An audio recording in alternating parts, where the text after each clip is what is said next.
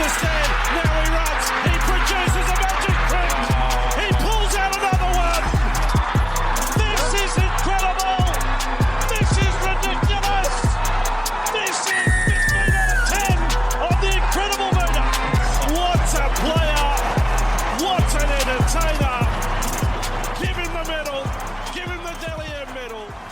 Hello, footy fans, and welcome back to the Chip and Chase podcast. We're here for our Wednesday roundup, all things that went on in Supercoach for round 8 of the NRL season. As you can see, this one is right up on the screen if you're watching on YouTube. If you're just listening on an audio platform, you can head across to the YouTube. If you want to see the visual stuff, if you want to see everything, how I go, my scores, my team, the trades, etc., everything, yeah, if you're just more of a visual learner, head over to the YouTube. If not, well, I'll do my best to explain it to you guys regardless. But yeah, if you are joining us on YouTube, thank you very much for being here. You can see right up on the screen right now how we went in round 7. So not the best score. Top 15%, I scored 1,104. A few things didn't go our way. A few things went our way. No, actually not much went our way.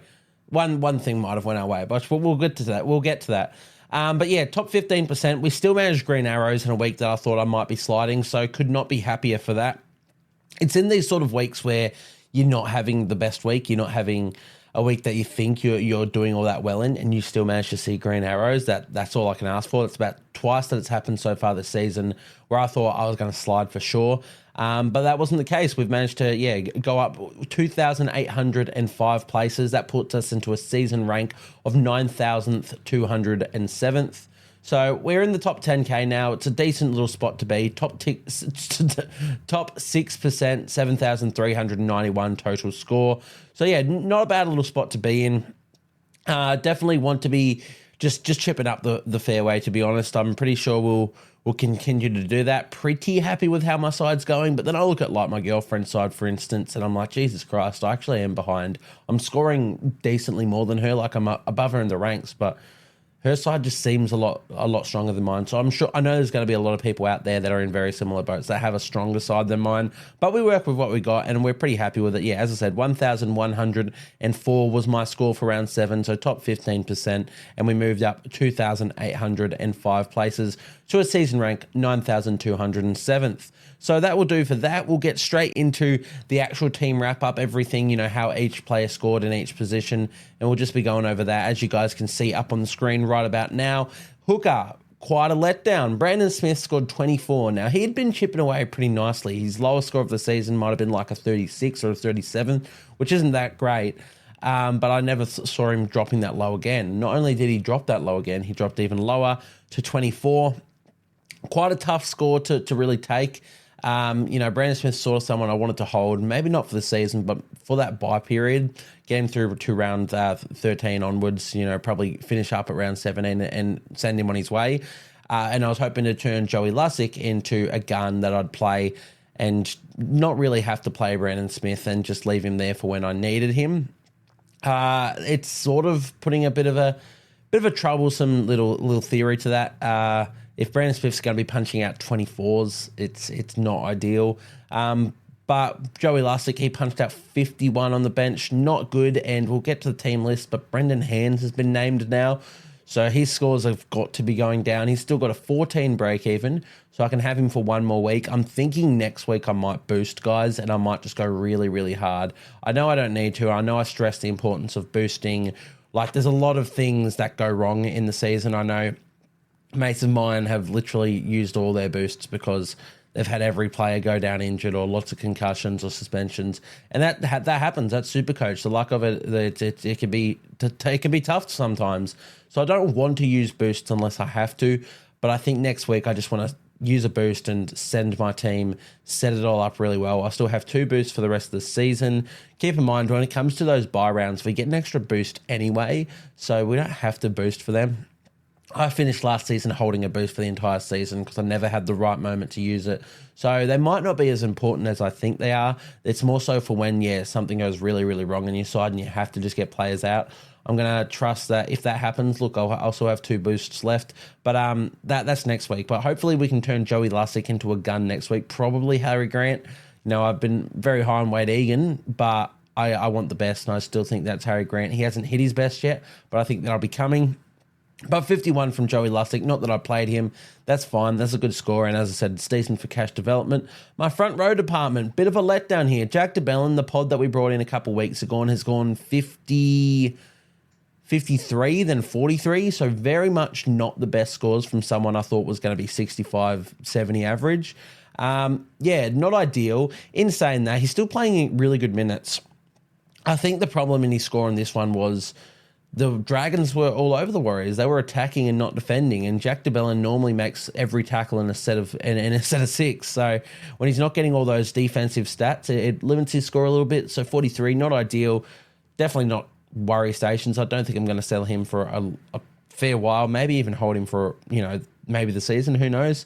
But we'll have to worry about that later. But 43, not ideal. Terrell May, 37, also only played about 30 minutes. So I don't know what Trent Robinson is doing with the rotations. It's not ideal for me in Supercoach, that's for sure.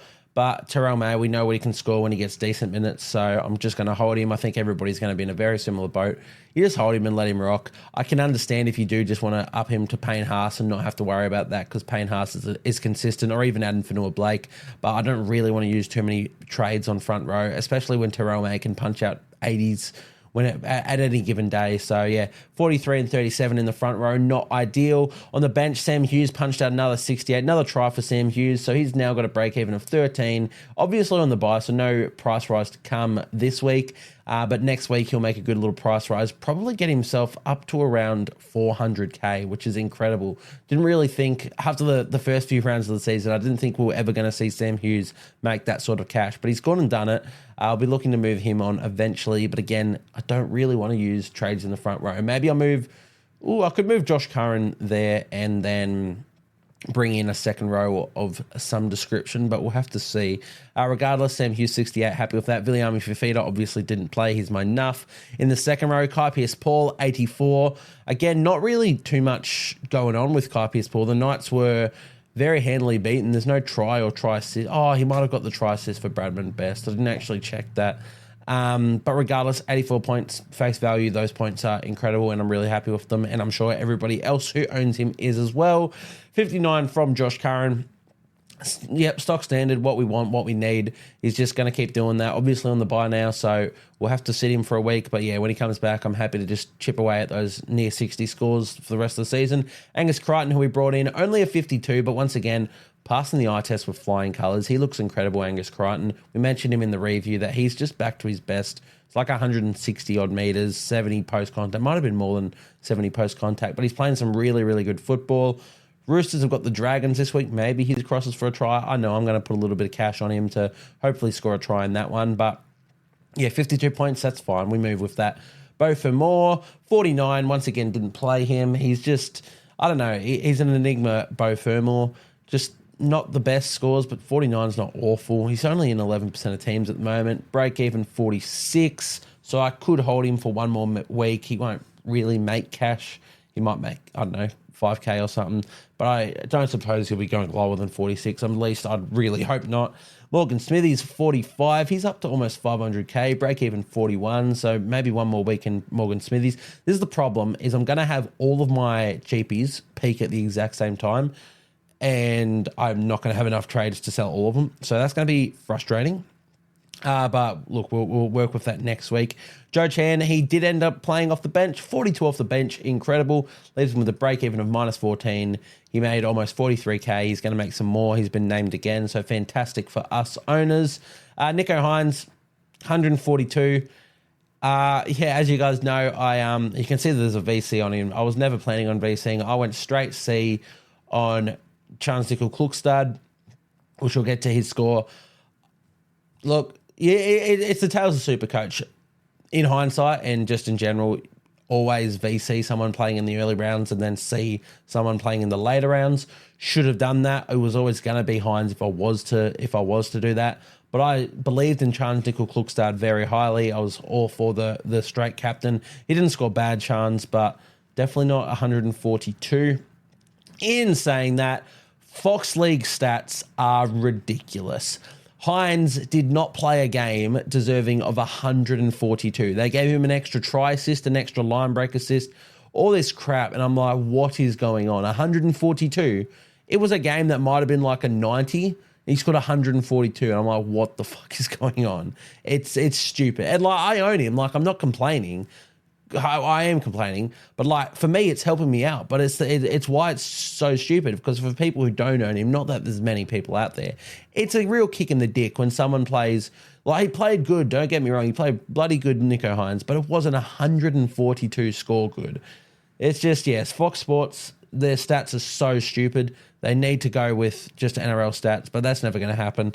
But yeah, 142 from Hines. Happy with that in our halfback position. Luke Brooks, 41, not happy with that. Obviously, was quite happy that Cleary was named to miss another week so I could keep Brooks for that Titans matchup, hoping to get something good out of Brooks and then move him.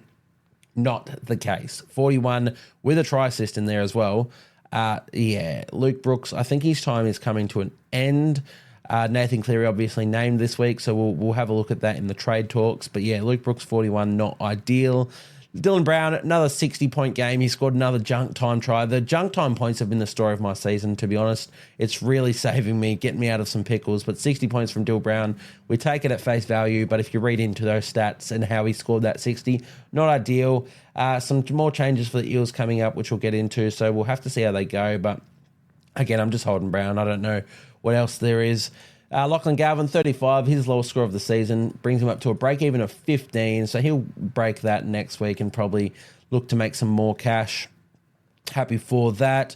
Valentine Holmes, 54, not great, but hey, still happy to have anything above 50s from centre wings. Yeah, I mean, Cowboys got absolutely trounced, so I know Val scored, so that always helped. Did Val scored? I'm pretty sure he scored. Look, again, we're just taking some scores at face value. The 54, it's in there. It's in for the record books. He scored me those points, and we'll look, for the next week if he can score any better. Beyond that, Roger Tuivasa-Sheck, 47 in base. Jesse Ramian, 64 in base. And Kale Ero, 53 in base. Fantastic stuff. All of those scores are literally just base stat merchants. Any attacking stats that come for those guys, and they're going 80 plus with like one try. And I'm all for that if they get attacking stats. Ramian hasn't scored a try since the round one. Cal Ero hasn't scored since his first game this season. Roger Tuivasa-Sheck hasn't scored since he was on the wing. I'm not sure when they'll come, but I'm not looking to sell these guys. I think if you're looking to sell any of these guys, you've got not a whole lot of issues in your team, and maybe your cash gen wasn't that great, and you have to look to get rid of certified guns. I wouldn't call them guns, but they're bordering on guns. Val's definitely a gun, but he's not in this conversation. But yeah, 47 from Roger, 64 Ramian, 53 Ero. Happy with that. Now, where my week went really well is I kept Jack Bostock for a week, and I put a reserve on him to get me a few points. A few points he did. 131 from Jack Bostock. Fantastic. Really saved me. It's sort of annoying because now he's got a -5 break even, so I'm going to have to keep him for another week or two. But honestly, it's not that much of an issue. I'm probably going to play him. With the Dolphins got Knights in Suncorp and Knights don't have Ponga. I'm probably going to play him again. He could just keep scoring. How many people, what's his ownership at? Still in 26%, but he would have been at 40 odd or something. So a lot of people did sell. So yeah, really happy to own him now, get a few more points out of him, a couple more price rises and move him on. He'll be 600, almost 700k potentially. And yeah, we can move him to any winger we want. So 131 from Bostock. Fantastic. Love to see that. Ethan Strange, 30. Not great. And James Schiller, 35. Not great. We didn't expect those Raiders boys to do well, which is why we didn't put any reserves on them. But they're there for their cash gen. 51 break even for Strange now, and I think it's about a 45 or something for Schiller. 43 for Schiller. So they're essentially at their peak as well. I'm probably going to look to move one of them on maybe this week. And then I'm not sure next week. Next week is going to be a massive trade week if we don't get injuries. So fingers crossed we don't get them. But yeah, we'll move into trade talks a bit later. Here we are, the fullbacks. Charles Nickel-Cookstad, 77 points. We put the post up on the story if you follow the Instagram. If you don't, go and follow it at Chip and Chase Podcast. But basically just having a bit of a laugh, having a bit of joke around, saying, remind me not to captain players playing in the early games because Chance, he was doing fine, but not fantastic. Not captain scores, and the Warriors were just playing shit. Then he got a try assist at the end. Again, shouldn't really be a try assist. I think technically it should have been a Rocco Berry try assist, but Fox Sports stats, it's helping me out, thankfully, but they're still stupid. But yeah, he got that try assist, got up to 77 points, which is fantastic. Doubled that to 154. No, 144. 154. My bad. 154 points. It's fine considering what could have been, like what it was going to be without that.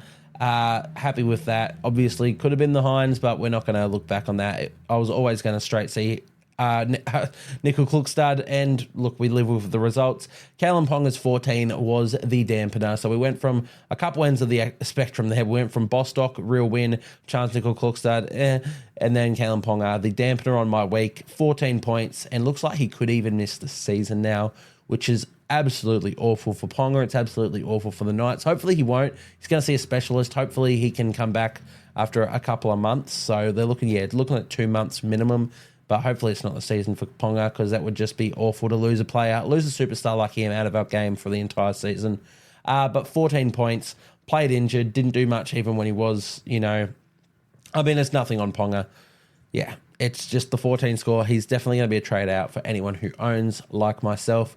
Some really good options who we will get to. But yeah, for now, that's everything how my team scored. We will move into the team list news. Once again, got that over on this screen, so don't mind me just sort of looking over here. I'll try and direct all traffic to you guys when I've got any other interesting points to say. But to kick things off for round 8, we have the Warriors and the Titans going up against it. The Warriors, not too many changes for them. Kurt Capewell is out with a throat injury, I've heard. So Jacob Laban gets his shot to start at second row. Fantastic for Laban. Dylan Walker returns on the bench. He's with Tom Ale, Paul Roach, and Zion Mayu makes his NRL debut. Absolute bopper, big bopper of a front rower. He's a weapon. There's a lot of raps on Zion, so really excited to see how he goes in this one. But those are the only changes for the Warriors. For the Titans, not much going on here. Of course, Tanner Boyd and Kieran Foran are still the halves. Brimo is still the fullback. Their forward pack is the same. Fafita named to start, but probably will start off the bench again. We'll have to see. And their interchange is the same as well. For the Dragons, there was something here, wasn't there? Maybe not. Farmanu Brown, who was a late inclusion last week, is once again on the interchange, jersey 14 for Farmanu Brown. But that's the only sort of ins and outs there. For the Roosters, there's a few changes. Dominic Young returns from his suspension on the wing, which moves Suali'i back into the centres with Joseph Manu. Sam Walker also returns from his concussion. He's at halfback, which moves Luke Keary to 6 and Connor Watson to the bench. Their forward pack is exactly the same, and their bench is Connor Watson, Nahafahu White, Egan Butcher, and Terrell May. We move on to the Storm and the Rabbitohs. So for the Storm, nothing has changed. Let's skip over that. They've got the exact same 17 that lined up in round 7. 7? Yeah, in round 7. For the Rabbitohs, they came off the bye last week, so sort of changes, but Jai Gray once again at fullback. Jacob Gagai, for anyone who still owns him. Really good for you guys because he has been named on that wing, the Alex Johnston wing, but not sure how long Johnston's still out for. So good to see Gagai get that shot. Really good for super coaches who still own him. Beyond that, Shaq Mitchell, he starts at front row. Of course, Tavita Totola. Apparently he's looking at a 12-week recovery for his foot injury. Really tough stuff. I was an owner, but obviously I sold last week for... Who did I sell him for? Jack DeBellin?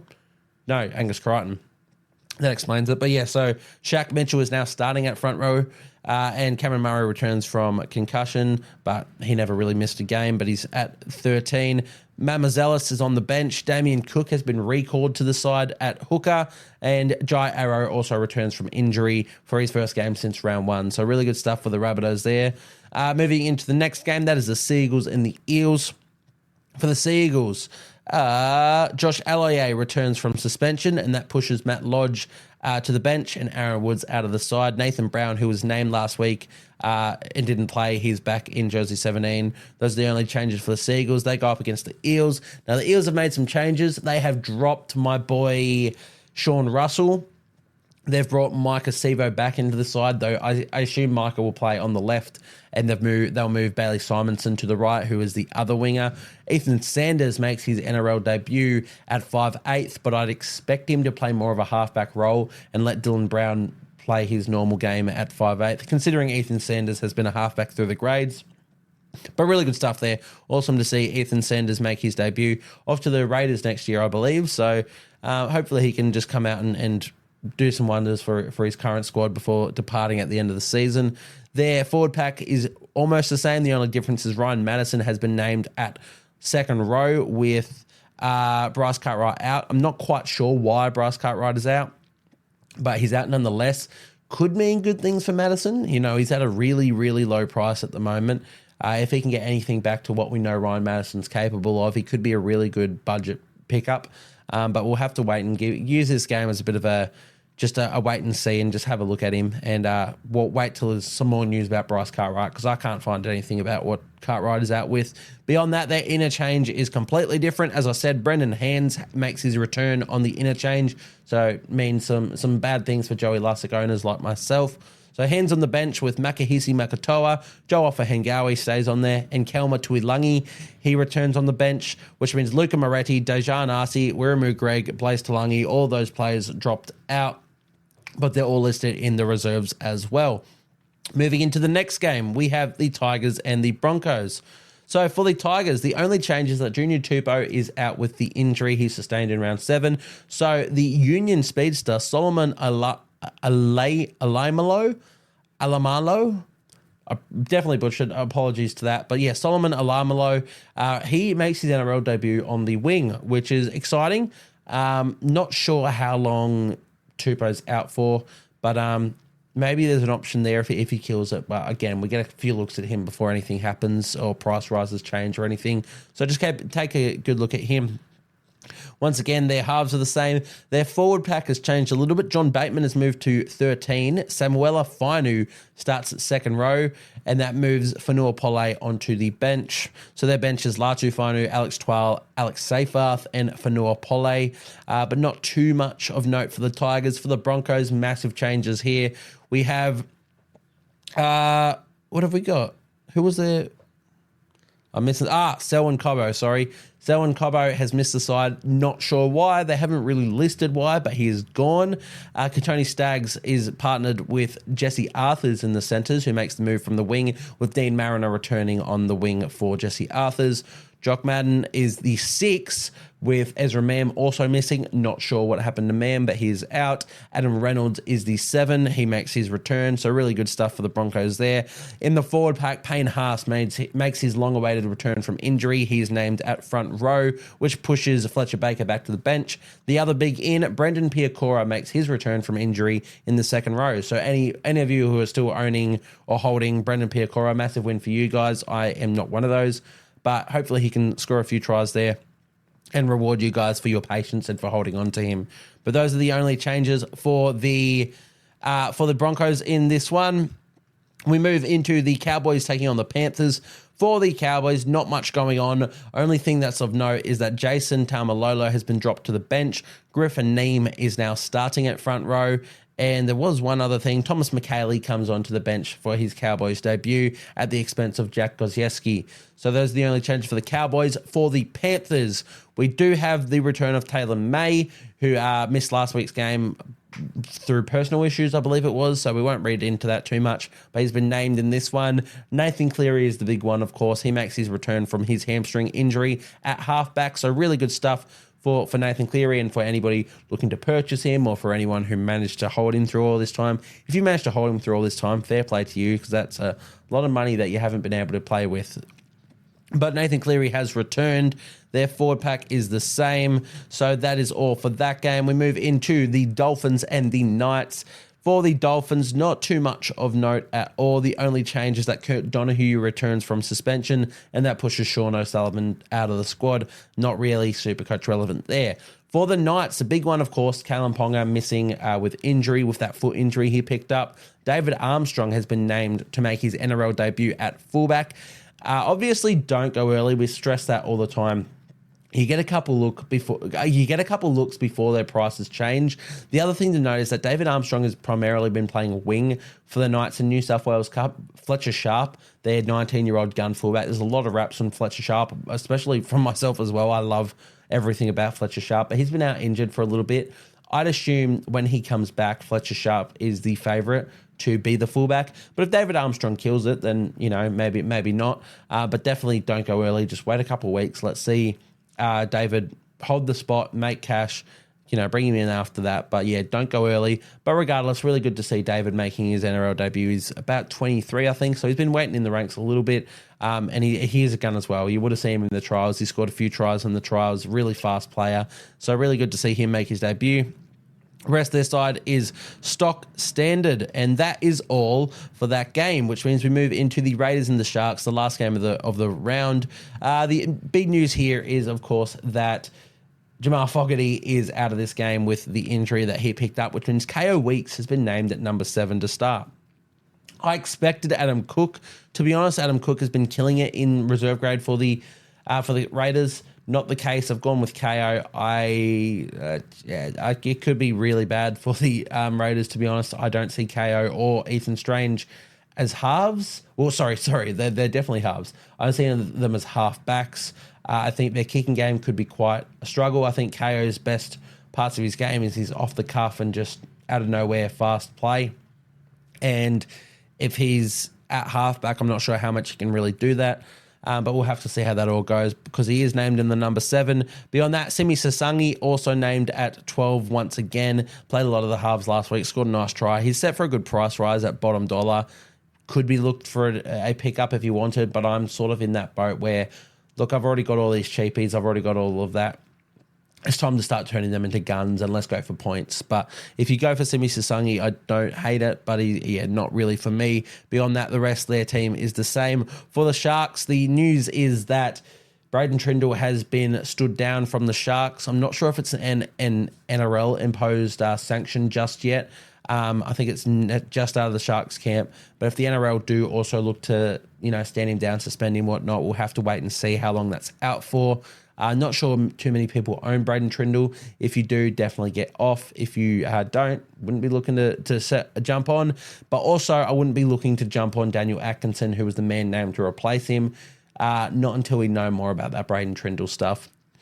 Also, as we said, Atkinson gets a couple games before he price rises, so you can have a look and see how he performs. But Daniel Atkinson is the man to replace Trindle at 6.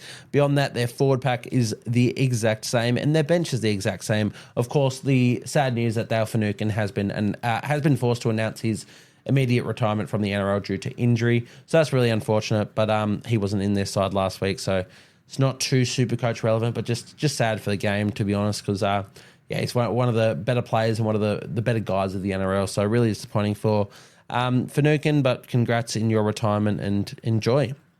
But that wraps us up for all of the team list news. So now we go into our trade talks. Let's start off once again, as we do every week, a bit of a segue, a bit of a, hey, go check out the Instagram.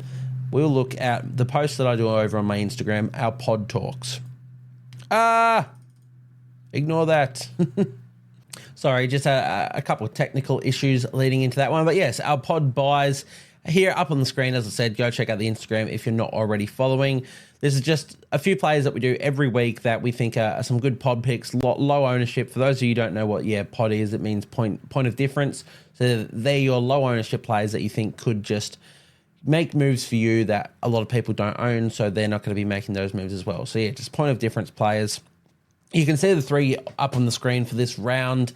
We've got a lot of stuff written down here, but I'll just skim through these, let you guys go over all those stats, read those stats. If you're just listening on the audio and you can't see this, as I said, it's up on the Instagram and you can go follow that along and just read through them and whatnot. We'll get started on our first one. Charles Nickel-Klukstad, another Warrior. I know it's not just my Warriors bias. I've just really liked the Warriors draw. I have liked how they've been playing minus last week against the Dragons. But Charles Nickel-Klukstad, he is our first pod. Once again, you guys can read through all those stats there. You can see his how he's scoring his points through his graph, his upcoming opponents, all that neat stuff. I'm going to read over some of the stuff that I've written over to the right-hand side.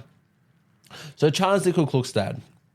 With the long-term injury to Kalen Ponga, many super coaches have been left scrambling for a replacement. While the obvious choice may be to downgrade to Reece Walsh, C&K's stats provide a compelling argument as to why he should come into considerations at fullback, especially for those wanting to be different. Coming off a score of 77 in a team that was comfortably beaten, the Warriors will be looking to bounce back in a big way, and with upcoming fixtures against the struggling Titans and Knights, C&K could be set to explode. And if not, 50 in base means he's safe as houses. Is it Chan's season? There you go. We've got all that stuff written. We don't need to talk too much about it. That's literally me writing that as a bit more context for the situation. But yeah, I do think Chance is a fantastic buy for those who own Ponga and are looking to sell. Of course, as I said, Walsh is probably the obvious one. But yeah, Chance, it's food for thought. And his pod, which is why we're including him in this. I obviously own him. I owned him a couple of weeks ago when Tedesco got injured as my very pod play. He was at 0% ownership then. He's at 5% now. I still think he's a great pickup for those who want to be a bit different. But we'll move into our second, Jason Saab. Very interesting. So let's read through what we got here. I say, you wanted pod? Well, Saab is about as pod as it gets at 0.7% ownership. While he has never traditionally been a certified Supercoach gun, Saab has always been more than capable of a casual ton. Manly play away from home just once in their next 5 games, and we know how good they are in front of a home crowd. So I expect a lot of tries to come his way over this period.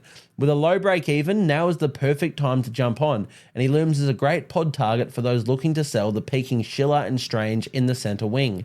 I see Saab at worst being a fantastic plug-and-play 6th/7th centre wing option based on matchups. There it is, said it all there. He's at a decently low price. He scored really well in his first 2 games. He's set for that next price rise. He's only played the 2 games this season, Vegas and now last week's. Scoring really well. That 3-round average is technically a 2-round average, but 74.5. He's set to make a little bit of money. As I said, lots of home games, some games against weaker opponents, or at least opponents not known for defending, which means Manly can put points on Saab. I see him scoring a few tries. As I said, for the games like the Broncos and the Storm in the back end of these 5 rounds, maybe sit him. But beyond that, you should get a lot of good tries out of him, at least in the next 3 weeks. You could make cash. If you want to sell him after that, you can. If you want to hold on to him and use him as a plug and play, you very much can. Either way, I really like Saab as a pod pickup for round 8. Last but not least, what has gone on there?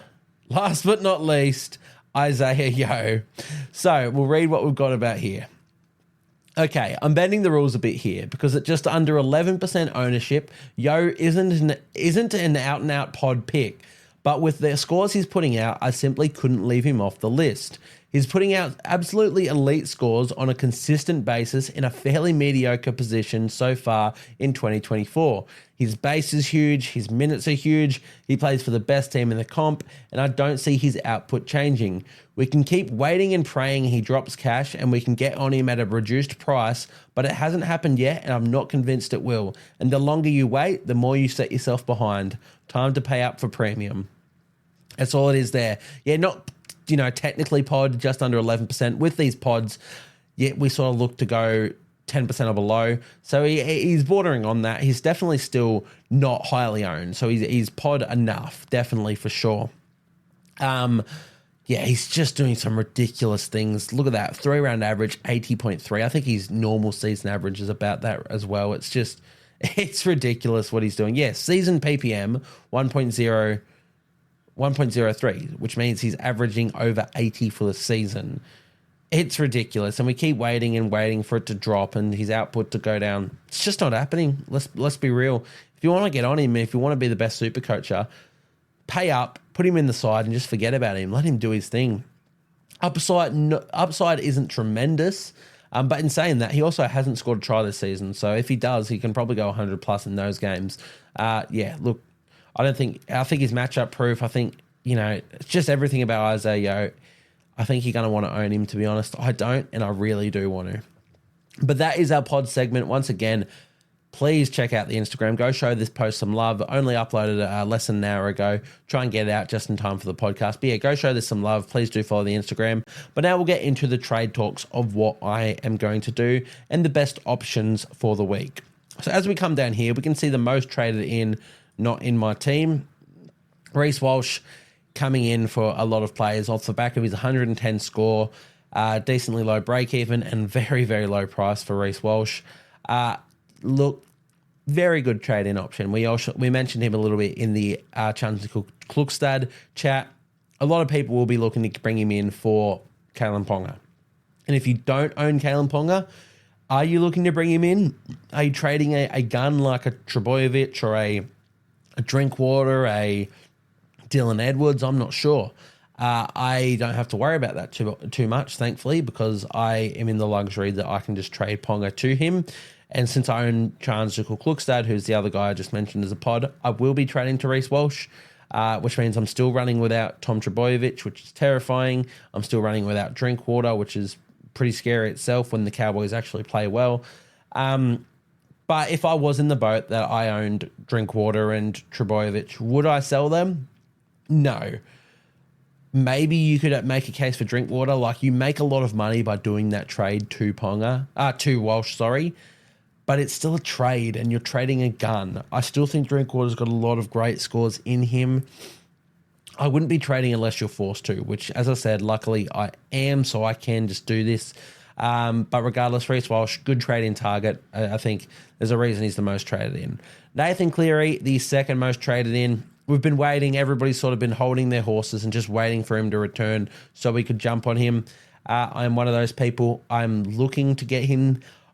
Not this week, though. Now, hear me out.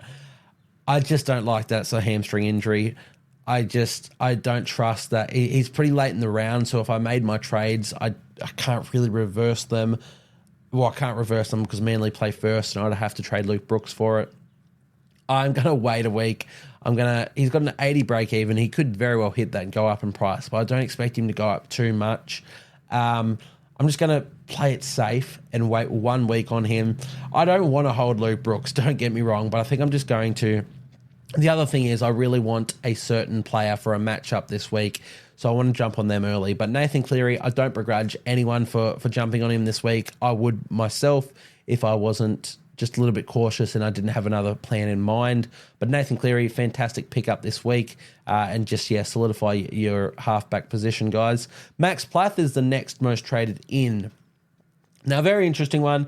Obviously set for some good cash. He's already made some good cash. He's made over 100K, -6 break even, 2RF 5/8 eligible. It's not bad at all. You could, no, you couldn't. I was going to say you could go Galvin to him for money, but you can't. He's actually more expensive than Galvin already, but you could bring him in at second row and let him just make some money there off the back of his 94. I don't see him scoring like 2 tries a game each week, but he still should score decently enough to make a little bit more money, so I don't hate it. Simi Sasangi, the next most traded in, we already mentioned him, so we won't touch on him too much, but yeah, not a bad shout for price rise, -40 break even. You can put him in at centre wing. It's definitely not a bad option. But I'm not sure what his role is, how locked in he is. I know Zach Hosking is out for a long time, but is it still going to be Simi Sasangi's spot? We'll have to wait and see. As I said, I'm targeting points regardless, so I don't really want to do that trade just yet. And for Noah Blake, the next most traded in. Interesting, very interesting. I don't know if it's because he's up against the Titans and they think he's going to score a try, or just because he's been putting out some really good scores in general. Regardless, I don't hate it. Like, he's a good option to bring in. I thought more people would be targeting Payne Haas, though, especially against the Tigers. If you think Fanua Blake can score against the Titans, then you could still argue that Payne Haas can score against the Tigers. But regardless, Fanua Blake, not a bad shout. The most traded out, Kalen Ponga, speaks for itself. Luke Brooks, these are the most traded out in my team. I haven't looked at the most traded out in general. But yeah, Luke Brooks speaks for itself. You want to go to Cleary. Strange and Schiller are the next most traded out at peak prices, so fair enough. And Terrell May, which I can't really get behind. But as we said, in terms of what I am doing personally, Kalen Ponga is out, and we just mentioned him. Round 7 points. Reece Walsh is in. Bang, bang, thank you. Wham, bam, thank you, ma'am. To be honest, just frees up almost 250 odd K I make off that trade for a player who's still an absolute gun. And then, as I said, I could do the Brooks to Cleary and I'd still have 50K or something left. I want to do the peaking Ethan Strange to Dallin Watene-Zelezniak. I know Dallin hasn't been scoring overly fantastic, but I think the Warriors are going to look for a massive bounce back against the Titans this week. I think on that right-hand edge, Dallin's always good to score. Even in a game they lost last week, he still scored a try. Only 61 with a try, so it's not fantastic, but I really believe in Dallin to score some tries. I love their matchup. As I said, we mentioned in the Chance Nickel Klukstad stuff, they've got the Titans this week, who are the worst team in the NRL. Then they have the Knights, the Knights without Ponga, I don't see doing too well. So I think it's a good time to jump on some more Warriors players. I now have 3 with Chance, Roger, and Dallin. They'll probably set and forget me. I don't really want to own too many more. Maybe adding Fanua Blake down the track, but we'll have to. That's a long way in my future. So Dallin Watene-Zelezniak is my second trade. Still 271,000 in the bank. Not quite enough to get me Luke Brooks to Nathan Cleary in one hit next week. So we'll have to do some more trades next week. As I said, looking to do some boosts. A boost next week. But yeah, really happy with these options. As I said, it would give me no more joy. It'd suck for you guys, but God, I really hope it happens that Nathan Cleary is a late withdrawal and he doesn't play this game when everybody's used the trade. They can't stop it. And then you're stuck with him. That would be really fantastic. I don't know if it's going to happen. I assume the fact that they've named him and they've waited this long to name him means he's good to go. But I would really like him not to play just because I'm scared of what he can produce. Regardless, Dallin, he is into my side, which leaves us in the next spot. We are here for the sit v start options. Sorry, just making sure that one was still recording. But yeah, sit v start options. Well, Dallin Watene-Zelezniak, you come into the side. You are going to be a starting player. Look at that, 4 guns now. I don't know if you can call them out-and-out guns. I'd say Dallin and Val are, elite. And Rayman and Tuivasa-Sheck are sort of bordering on a bit less, but still really happy with them. In terms of my sit v starts, well, Bostock, he's going to get another reserve. He's going to keep it.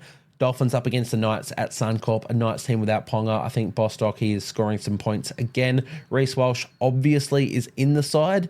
Now, do I captain him against the Tigers is the next question. Oh, damn, yeah, okay. Who would be my captain option besides that? Nico Hines, probably. I think I do captain. No, I will. Can I VC? Let me work out my VC real quick. Can I VC? Hang on. Let's look at captains later. Jesus Christ. Sit v starts. Walsh or Nickel Klukstad, either of them, no matter who I decide to VC. But one of them gets a reserve. So there's 2 reserves down in my sit v start. Let's go over to my second row. Curran's out, so Bo Fermor, you're getting another run, mate. I never thought I'd see the day, but he's in again, Bo Fermor. He's scoring another try. Is he? No, he's against the Warriors. He's not scoring a try. But Bo Fermor makes his way into the side. Now, what are we doing down here? There we go. Morgan Smithies, sorry, mate, you are no longer a reserve. And Kale Ero is my last. So a lot of upside in my reserves this week. We have Luke Brooks, Jack Bostock, Kale Ero, and Chance Nickel Klukstad. I've gone for the backs this week. Luke Brooks definitely the weakest of all of these options. But against the Eels, who can leak points, as we know, maybe he can score a try and have a try assist and score 100 like he should have scored against the Titans last week. It could be hoping, that's for sure. But, we're here to hope. We're here to pray. Luke Brooks, repay the faith I've shown in you, mate, and score me well in this one. But those are my 4. If you're in the boats of having to play Shillers or Strangers, if you own them, against the Sharks, I wouldn't. Maybe Strange, but definitely not Schiller. In terms of forwards, like Morgan Smithies, also wouldn't be doing it.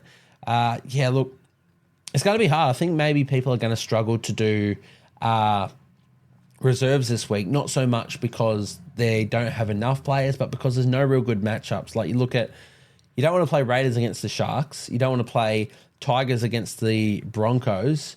all of the Bulldogs players are out. You don't want to play Joey Lussick against anyone because the Brendan Hand's on the bench. So it's going to be a little bit tougher. I'm really happy with my reserves this week. So, yeah, let's lock and load that.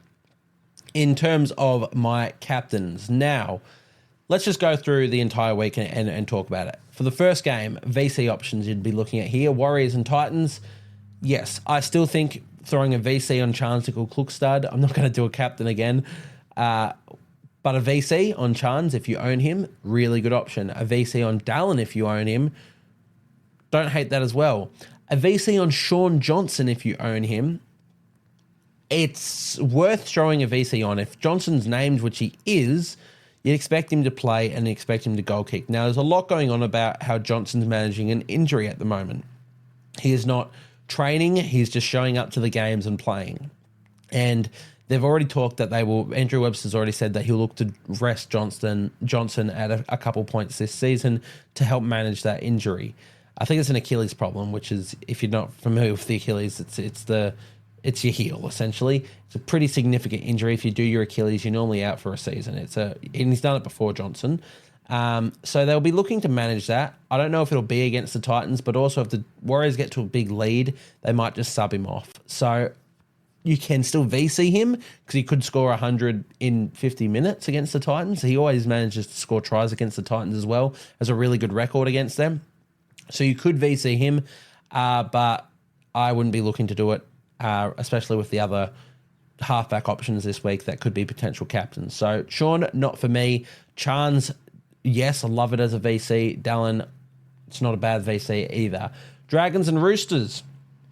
Now, I'm not sure there's many players in either of these sides that you own that you're looking to captain or vice captain. If anybody still owns a James Tedesco, not a bad vice captain option, but I can't imagine people do after the injury and with every other gun fullback back in.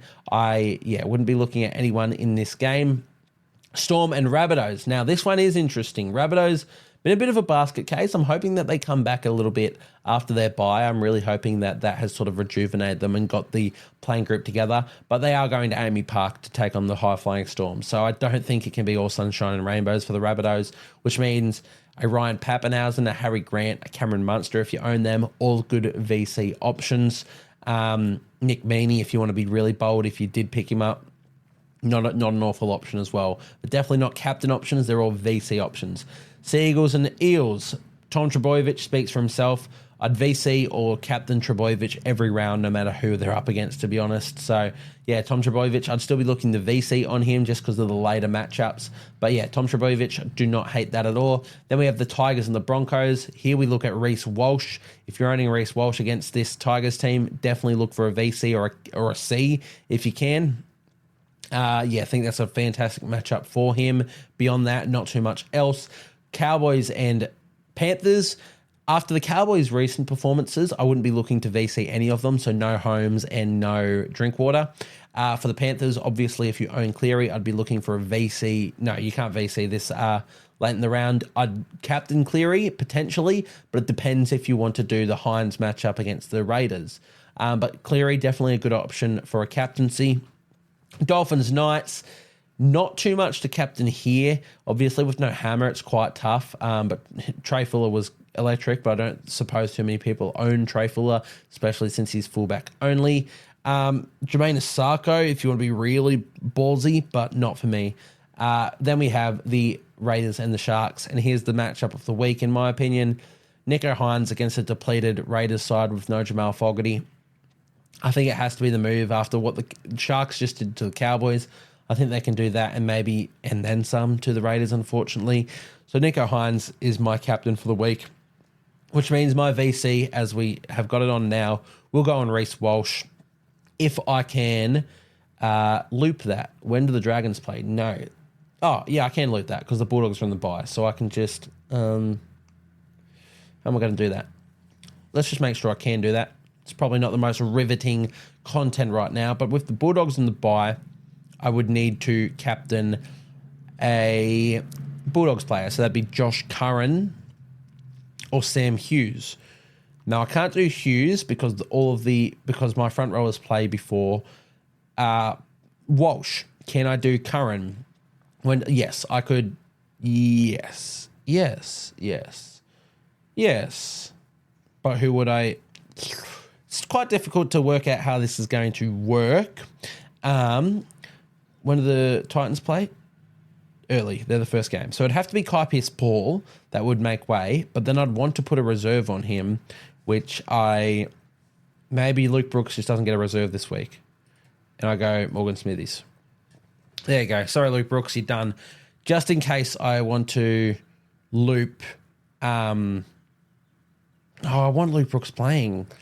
This is tough. I really want to play Luke Brooks. I don't really want to do Morgan Smithies. But if I want to play Kai Paul as well, then I have to be able to put a reserve on him and put Curran into my side to be my captain option. I don't know. I think I'll work that out later in the round, and maybe I'll let you guys know on the stories or something. So if you want to know more about that, you can head over to the Instagram and I'll keep you guys updated. But that sort of wraps us up for the sit v start and the captain options, which means we're done and dusted here, guys. So yeah, once again, thank you guys for tuning in. We're getting a lot of support on the YouTube videos, so thank you guys so much for actually tuning in. It means the world to me. Love seeing the views go up and everybody engage and chat about it. We are looking for sponsorships. If anybody's watching this and looking to sponsor us, working hard. We're very consistent with what we put out on the Chip and Chase podcast.